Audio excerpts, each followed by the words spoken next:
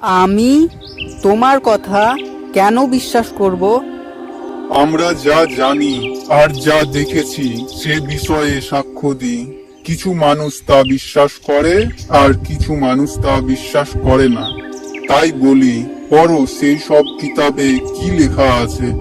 বিচার করো যেন সঠিকটা জানতে পারো, অন্ধবিশ্বাস করো না।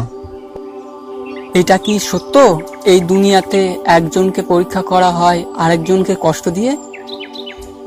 এর উত্তর তুমি নিজেকে জিজ্ঞাসা করো অথবা পড়ে দেখো সে বিষয়ে কি লেখা আছে।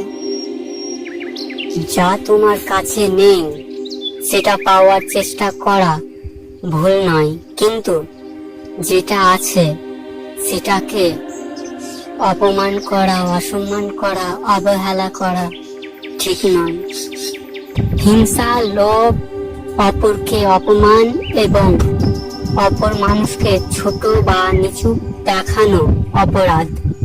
এছাড়াও নিজেকে সবার চেয়ে শক্তিশালী মনে করা, নিজের প্রয়োজনে মানুষকে ব্যবহার করা এবং প্রয়োজন ফুরিয়ে গেলে তাকে অপমান করা, নিজেকে সবার চেয়ে বুদ্ধিমান মনে করা, নিজের সঙ্গে অপরের তুলনা করা, নিজের ভুল না স্বীকার করা এবং অপরকে দোষ দেওয়া, একজন মানুষ অপরজন মানুষকে সম্মান না করা এবং অপরজন মানুষকে সাহায্য না করা, অপরজন মানুষকে দুঃখ কষ্ট দেওয়া অপরাধ।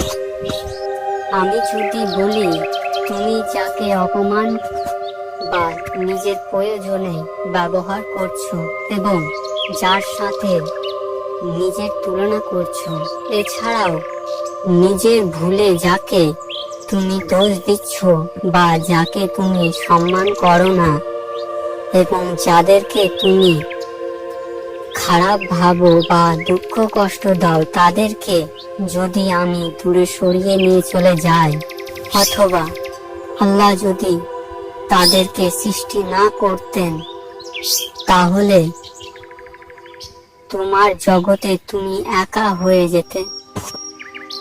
মনে রেখো, আমরা একে অপরের জন্য সুখে আছি। একে অপরকে সম্মান করো, একে অপরকে সাহায্য করো। টাকা পয়সা, ধন সম্পদ, ক্ষমতা নিয়ে কি হবে যদি মানুষ না থাকে?